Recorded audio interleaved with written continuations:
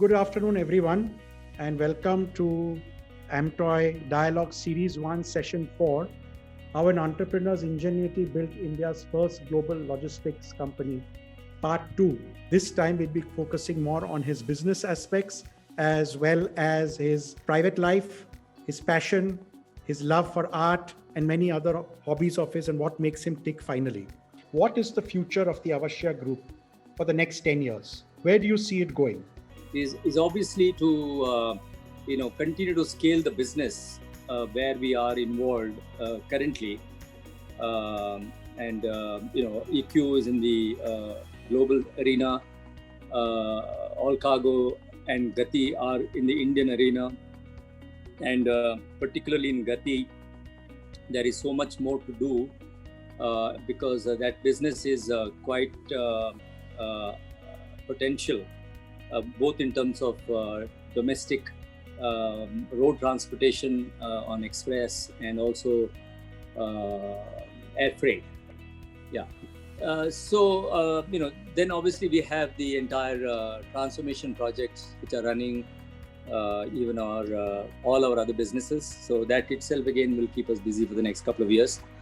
And lastly, on the personal front, we will, as I said earlier, we'll continue to build A-grade warehouses for the country. Which is in reasonable demand. With pandemics, obviously slowed it down, but I think in the long term, a lot of old warehouses will get converted to A-grade warehouses.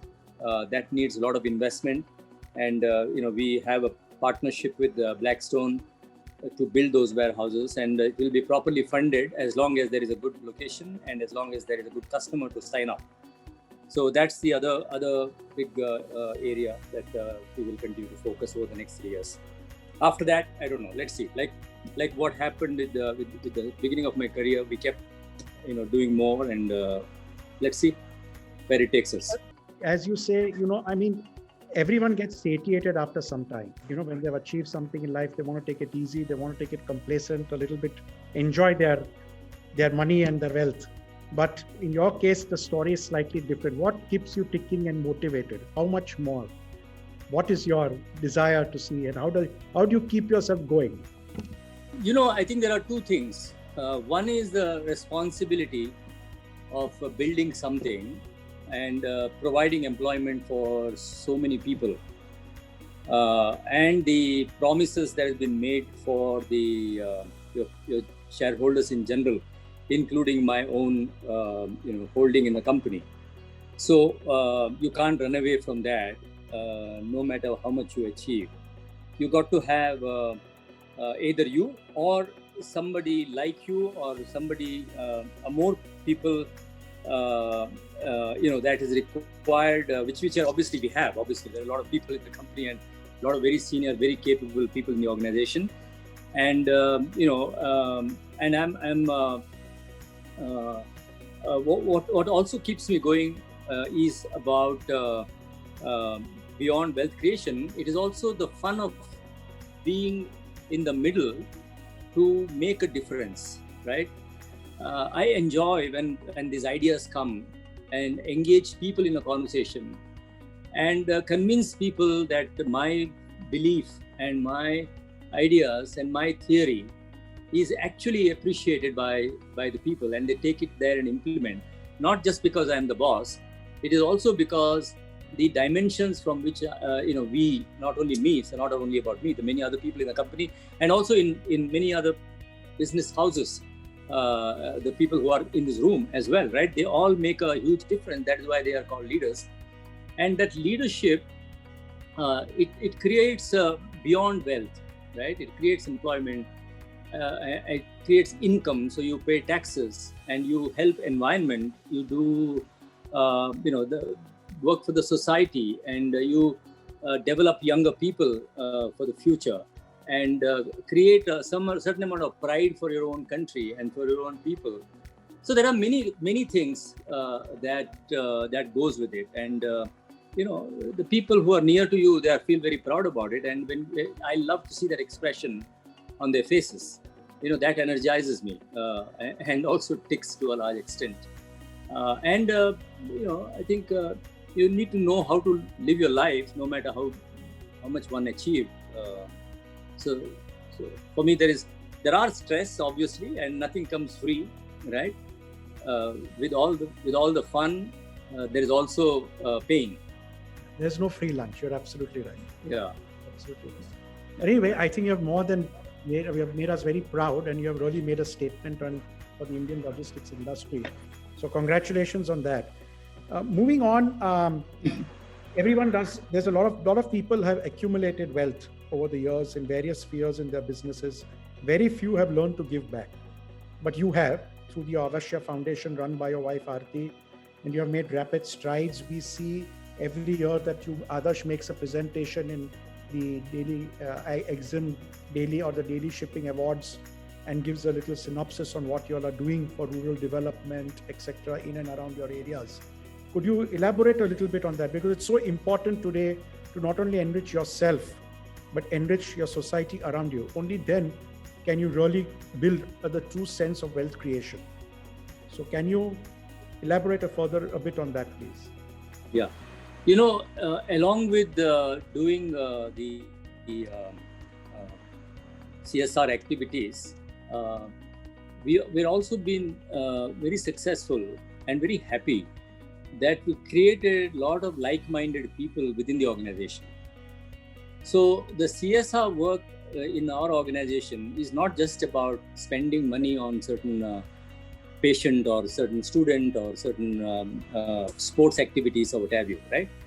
It is also inspiring your people and making a change in the people and providing certain amount of avenue for your own people to participate and become a better human being.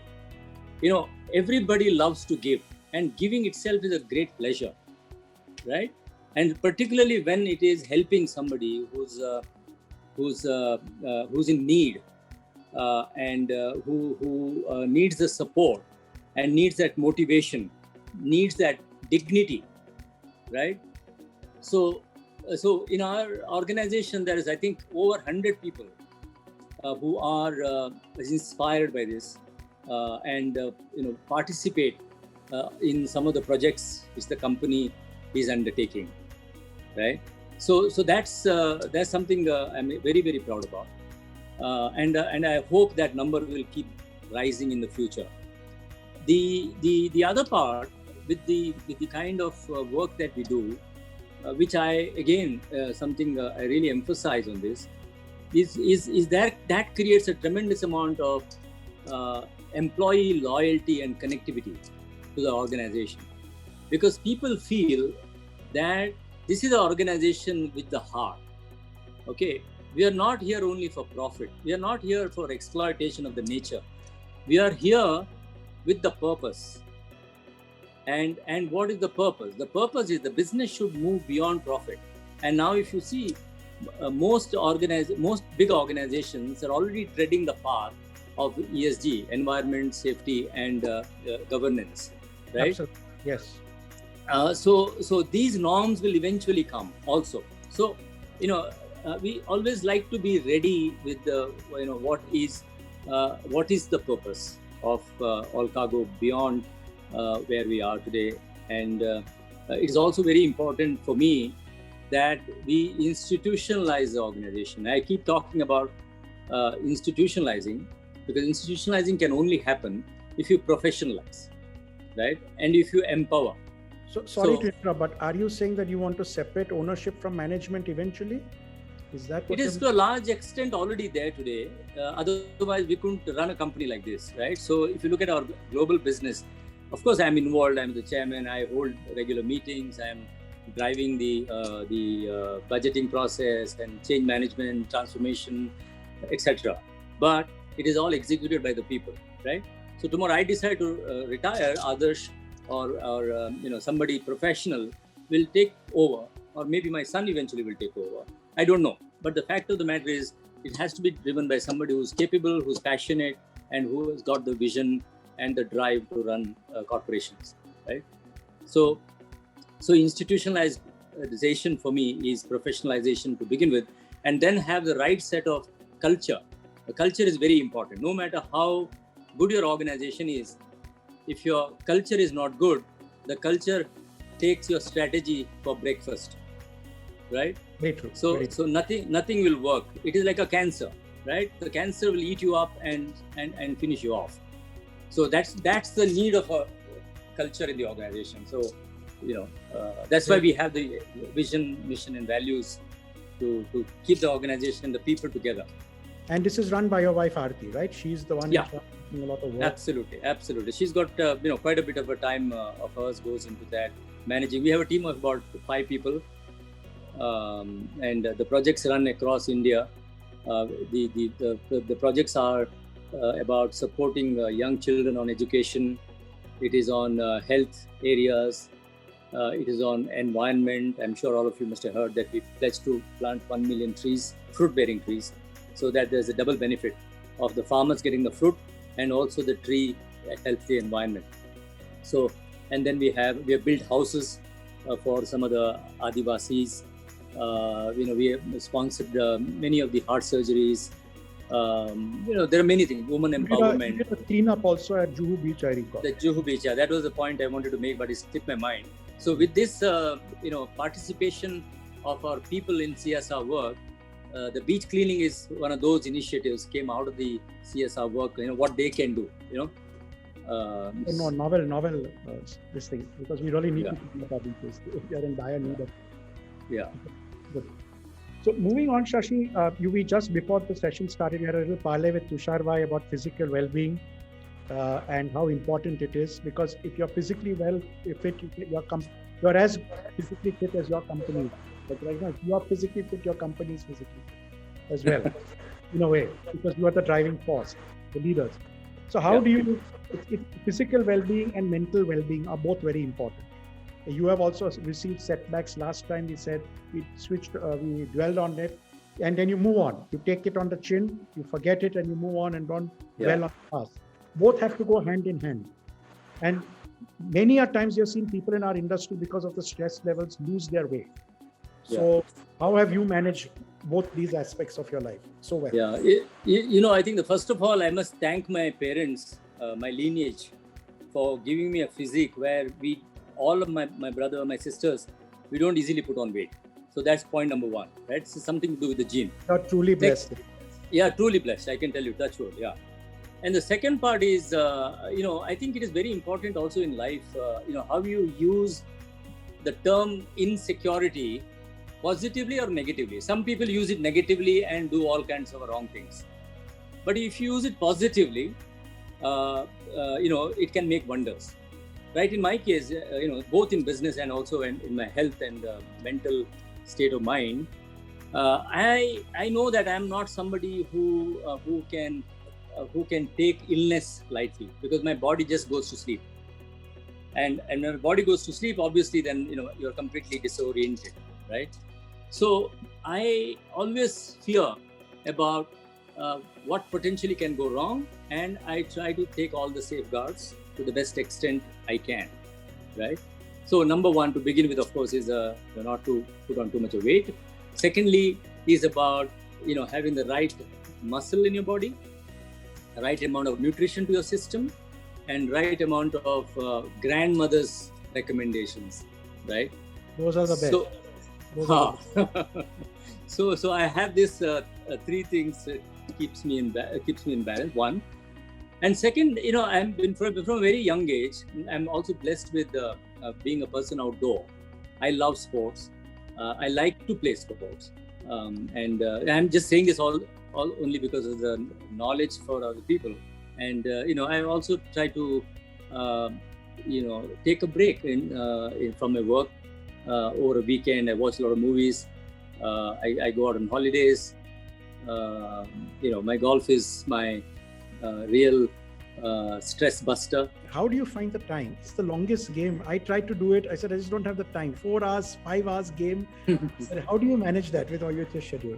It's intriguing, really. No. Yeah, it's 4-5 hours game if you play on a Saturday or a Sunday with 4 people, because there is a lot of waiting, and 4 people means that much time, right? But what I do is I play with either 1 or 2 people. And I play early morning, and there is very little waiting time, and I finish the game in 2 hours. and then I have my breakfast, change there, and come to work straight away. So that is the time normally which is dedicated for my either gym activity or a walk or a little bit of relaxation or whatever. So that time is used for golf. That's all. And I rarely I play over the weekend because I don't have the time, and also it's too much of sun in Mumbai. Yeah. If I go out, then it is different. If I'm on holiday, then of course I play 3-4 hours with other people. So yeah. Good. And it's a mind game, right? It helps you gauge your opponent. It helps you in business as well. That's what I'm told, that golf is a great. Yeah. It is a real test of your memory because it's all about remembering the swing, how you swing the club, and how you balance your strength and your body balance. Right. So, you have no chance of thinking about anything else. Even if a phone rings or a bird, makes a noise, your game, your shot is gone. It's like that. It needs tremendous amount of confidence. I'm sorry, concentration. I know. Yeah. But so you and confidence too. That you can do it. Yeah. So you are a big coming in golf and moving to the next thing is that you're a big follower of Sadhguru Isha. I am also. We have something in common there. Right. You have played golf with him. I want to ask you who won that game first, but anyway, that's it. If you want to answer that.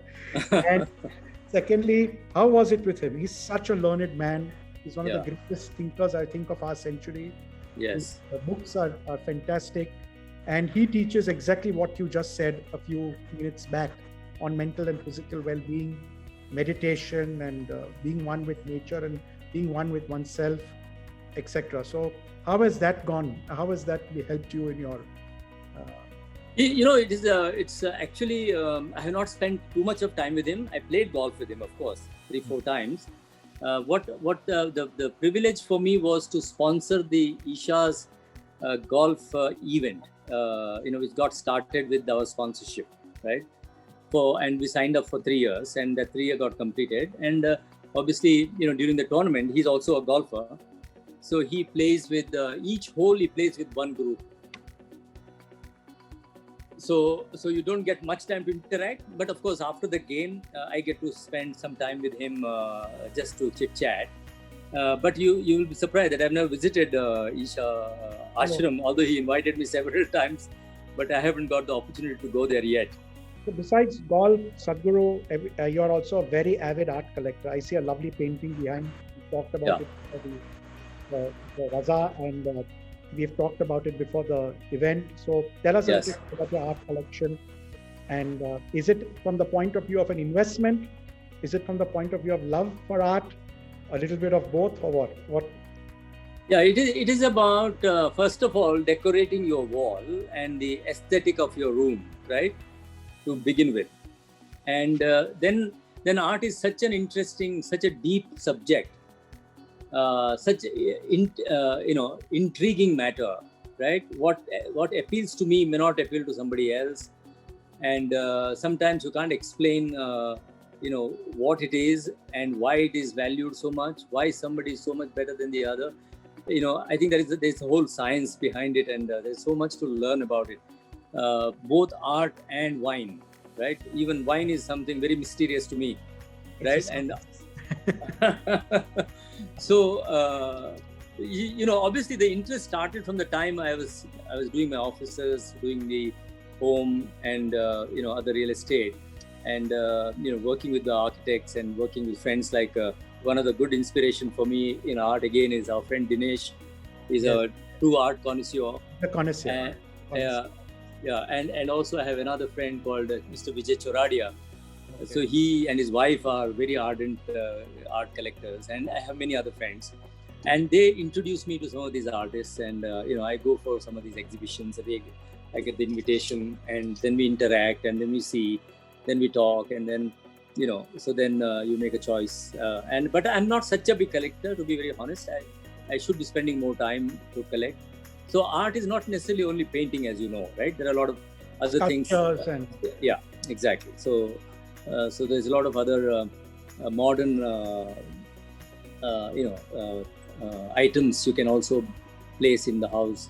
So me and my wife both are very passionate about it, and we spend time collecting those things whenever you travel abroad or otherwise. You bought an iconic property a few years back of Yeah. Yesayer's superstar. Yeah. I had the privilege once of being invited by you there as well. Rajesh Khanna's Ashirwad.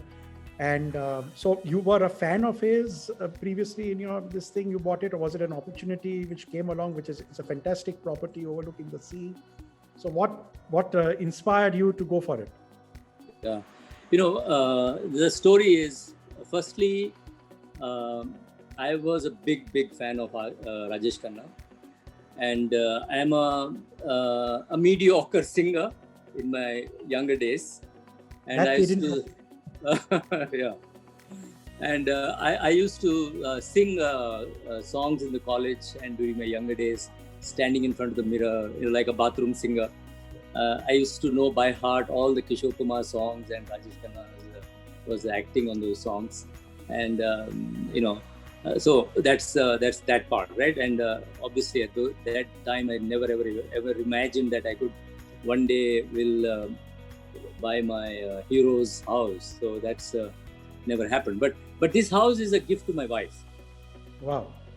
It's because a nice she, gift. Yeah, to be very frank, because she wanted to live in a bungalow. I'm not so much of a bungalow person, but now I love it.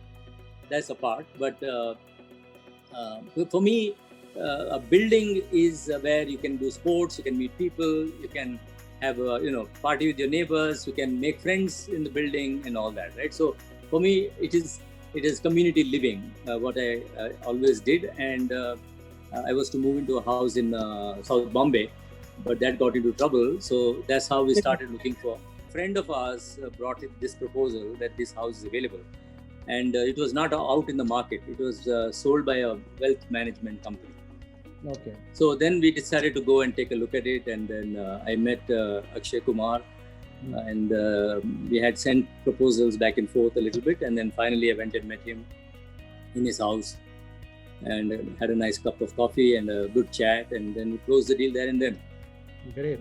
Fantastic. Yeah, and that's how it happened, right? So and we always knew that we were not going to live in that building, because the building was is a very bad shape, right? So it was old, it's unused, it was like a godown, and it was not planned also in a sense that you could plan it now. Yeah. And it was only ground plus one. You won't have a massive ocean view. Right now it has got all the full ocean view as we've gone higher, right? So it made all the sense to break it and redo it. Yeah. So did you ever, I have to say it's a little filmy, but did you ever, while going past it in your young days, ever think and look at it and imagine that one day you will own this place?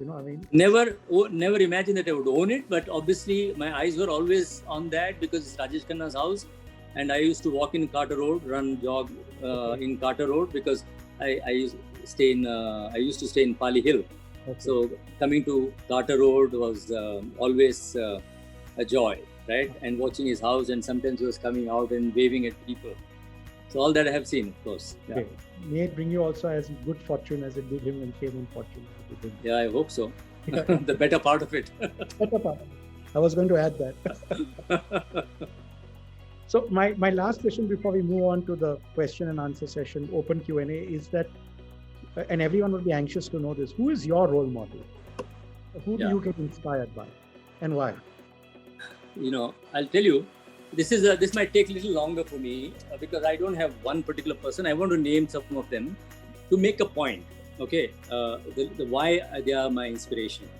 To begin with, Mahatma Gandhi is my greatest inspiration because he is the one who brought dignity for our country and to the Indian people, and he stood against exploitation. Very true. So that resonates with me, right? Second, I have a great admiration for Prime Minister Narendra Modi because of his love for the nation, his selflessness, and his dedication, and to take some bold, courageous, radical steps, which people have not taken. Many people may not like him, but I admire him for that. Yeah, no one can fault his work ethic either. Absolutely. No one can fault it. Absolutely. Even if most biggest detractors cannot dispute that. Absolutely. I love the founders of Tata Empire because of their long-term sustainability status situation, and also giving it back to society, right? So I admire them for that. Mukesh Ambani is someone I really admire because he thinks so big and he executes brilliantly, right? So I really hats off to him for that, and he made India so proud. Of course, there are many people may not like him as well, but that's what it is. I like him for that. Warren Buffett, for the tremendous respect that he has earned in the financial markets in the world, with his value picking and his business acumen, simplicity, and the passion and energy in this age as well. What a personality.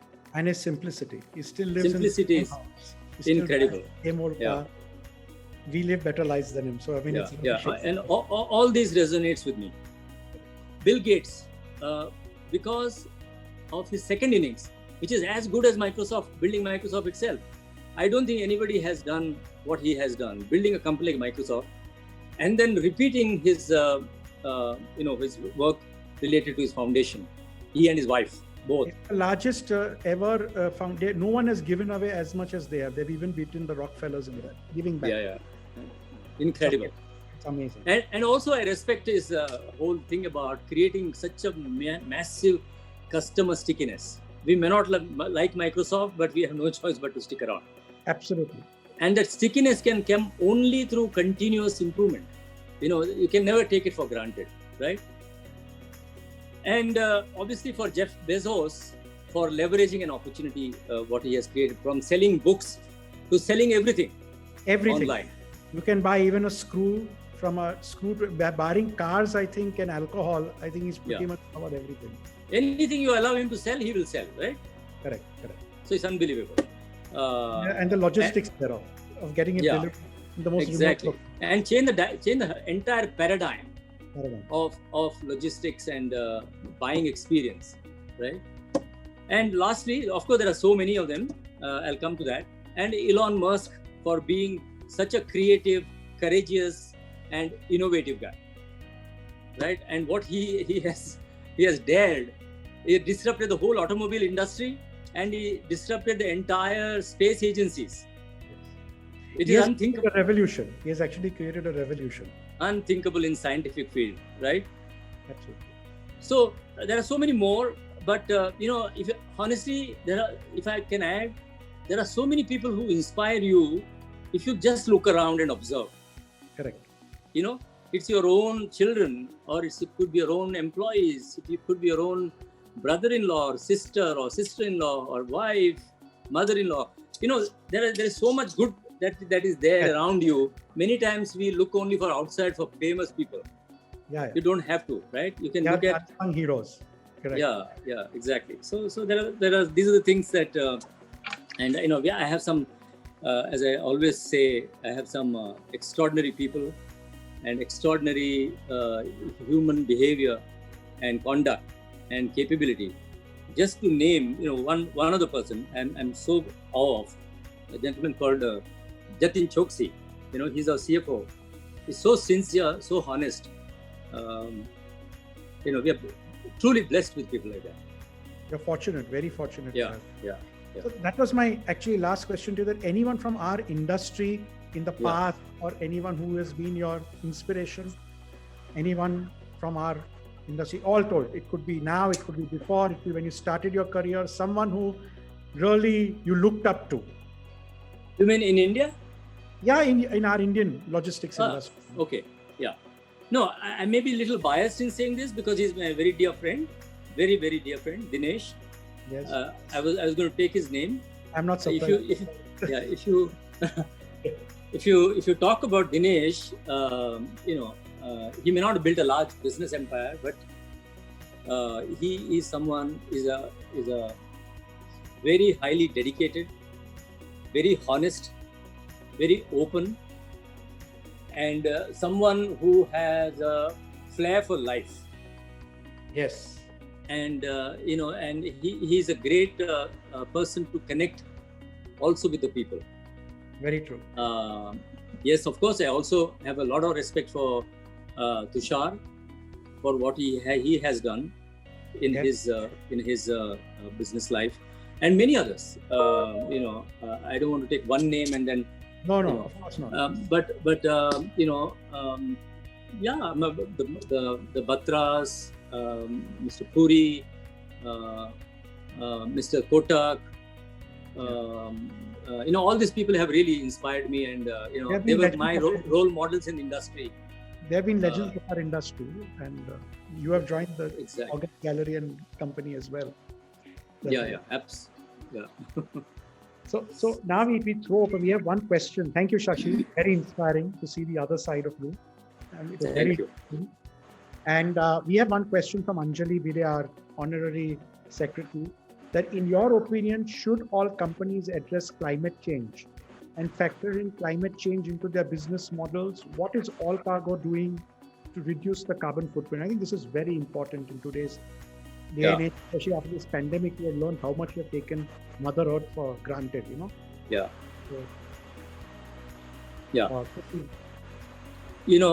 This is a little bit of a gyan, but one thing we all know, but I'm not a vegetarian, I must say, but I'm not a radical non-vegetarian as well, right? But like many Parsis are. Yes. Right? It's our religion to be vegetarian. So I eat very little non-veg, but my appeal to mankind is not to be heavy into non-vegetarian, because that consumes a lot of carbon, because they consume so much of things for their livelihood. They drink so much of water, and we breed them. You see, naturally, if they are there, it's okay. But we breed them and kill them, and then. So that's one appeal I have, and I'm very happy that this whole technology, renewable technology, wind, solar, and battery, I think that will radically change the world. So if you see, America has said that by 2050 there will be zero emission. China now declared that they will be they will achieve that by 2060. And India has gone big way into solar and wind. I'm sure there is, we know about the plan that India also wants to support electrical vehicles.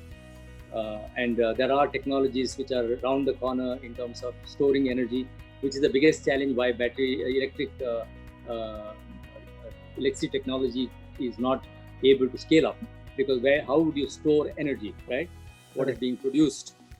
Even solar cannot store. They have to be given to the grid.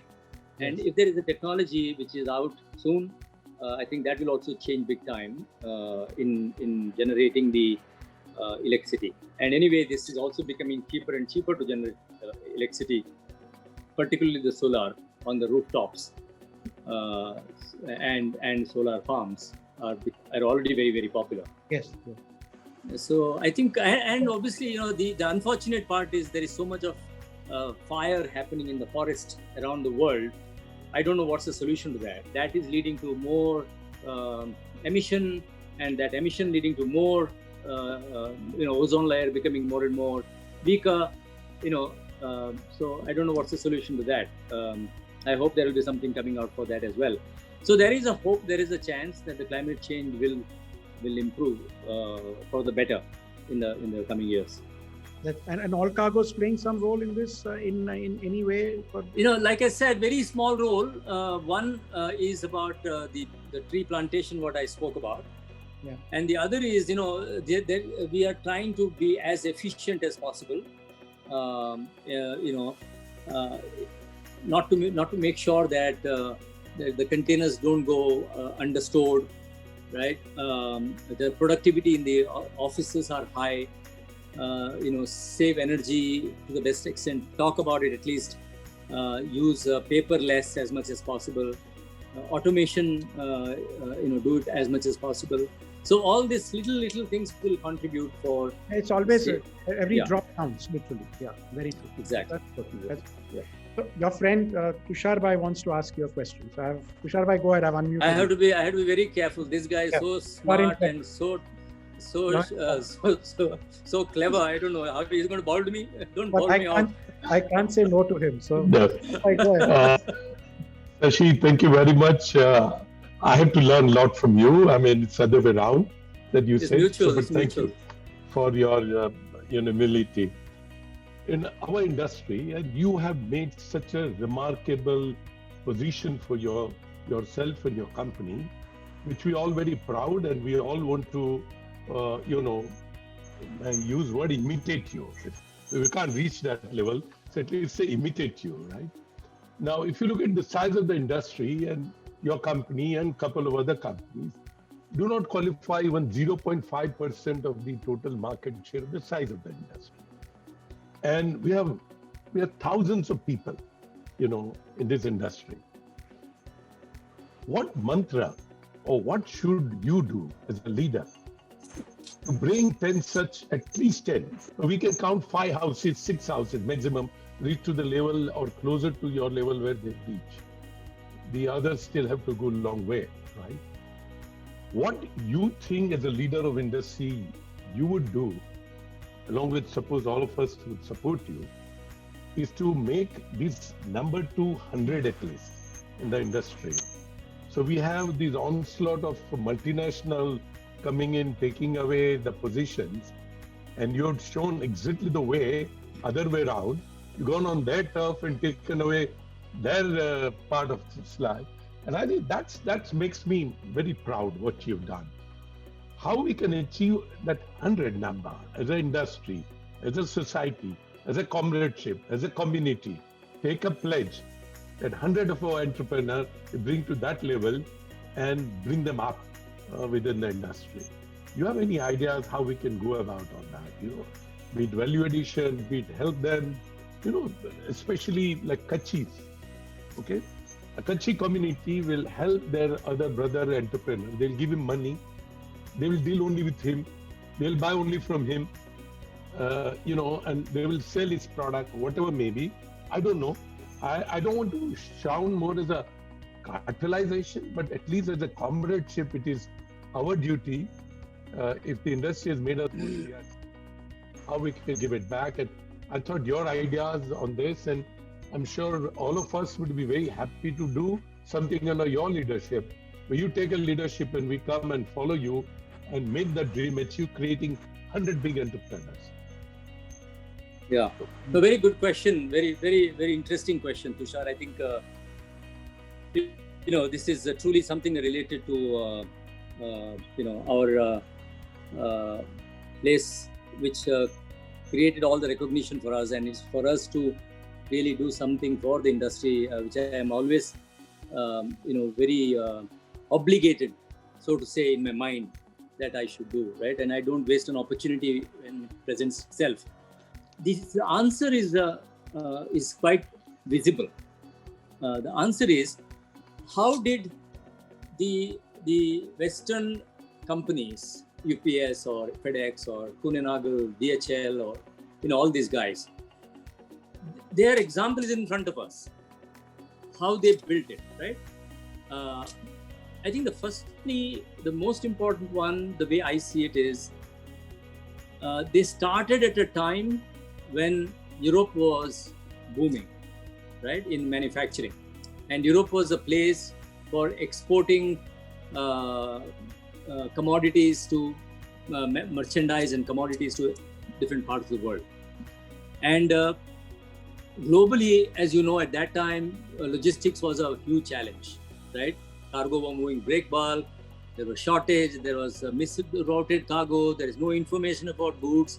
So they needed trusted partners in Europe when their customers are selling cargo to the other part of the world, right? So they wanted the same people to go and give them some kind of visibility and similar surveys and understand the language and all that kind of thing. This is like you go to a law firm, then you take the same law firm, you go to or accounting firm, you take the same accounting firm to the other part of the world when you expand, right? So in my mind, I think it was something similar. And to add to this, the most important thing to my mind, one is that the other most important thing to me is that the high level of what is the right word? For a lack of better word, very open, transparent, highly committed, trust factor is relatively high. I'm possibly not talking about today. I'm talking about more those days. They filled that gap which was there in those days for a manufacturer, right? And then came the entire revolution on supply chain modeling. Supply chain is able to bring their whole cost down. So they changed the organizations to provide that kind of a end-to-end value-added supply chain to help the customers to reduce their inventory levels, making sure that the cargo reaches in time in a more safer condition and all that. So they continuously adopted for the customer requirement on an ongoing basis. They followed the right kind of a governance, and they reinvested the money, right? They took those bold decisions, either investing themselves, they capitalized also, and they also plowed back the profit they made into the business to build state-of-the-art facilities, state-of-the-art computer systems, and employed people who are very capable. They brought in professionalism, financial professionalism, human resource management, or technology management, etc., and then scale the business up. And once you build that kind of an organization, then that moves in that way. Then to change the organization becomes you need to do some serious damage. Only then you can go off track. If you're on top of it, then I think they largely go on that basis. So India is in a stage where probably it is repeating itself what happened in Europe and America and in China in the next few years. So I think firstly the Indian entrepreneurs need to start thinking, in our industry I'm talking about, need to think big. And our business is international, right? How much you can grow in India? It's difficult, right? So you, as an international business, if you don't go to international market, your growth will always be limited. So to go to international market, that's obviously the risk is higher.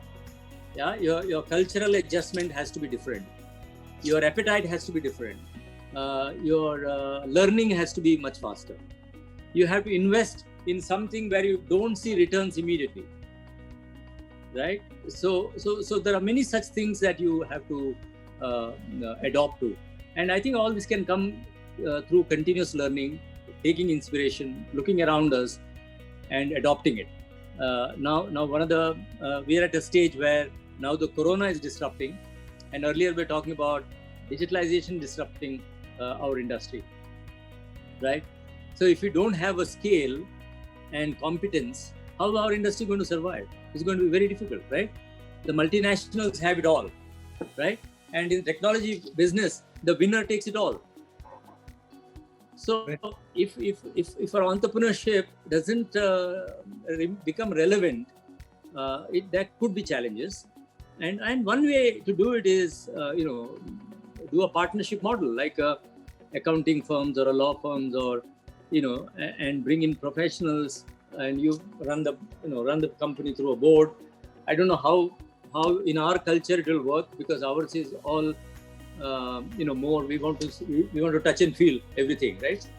So it's very difficult to let go, and there is so much of unfortunately in our country still there is a long way to go in terms of the cleaning up of our governance and issues related to ethical practices, and all that is still a big challenge. And in a scenario like that, how would you build a scale is a big question also in my mind. And we've been successful. Yes. Somebody else can do it, definitely. And if anybody wants to do it, can I help? Yes, in whatever way I can. That's interesting. That's one of the reasons I'm very, very delighted that I've been appointed to the chairmanship of NITI. I'm telling you, in this last 45 days, you will not believe the impact I was able to make where now the whole, I'm already started looking at it like an organization. Wherever you put your hand, there are so much of opportunity to change and improve, right? And develop. So I'm only hoping that I'll be able to make a big impact. The initial indications are good, but the important point is, last time, I don't know whether you heard my conversation, I said that NITI can really partner with our industry, and it's a great institute, and it is for supply chain and logistics. They want to create a center of excellence. There is a lot of new fresh blood we can bring into our industry, who are industrial engineers, who are doing their post-graduation. There are PhDs, there are deans, who I can bring into the industry to help in whatever way we seek the benefit out from that. Thank you, Shashi, very much once again for a fantastic session. Very, in fact, even more invigorating and better than the last.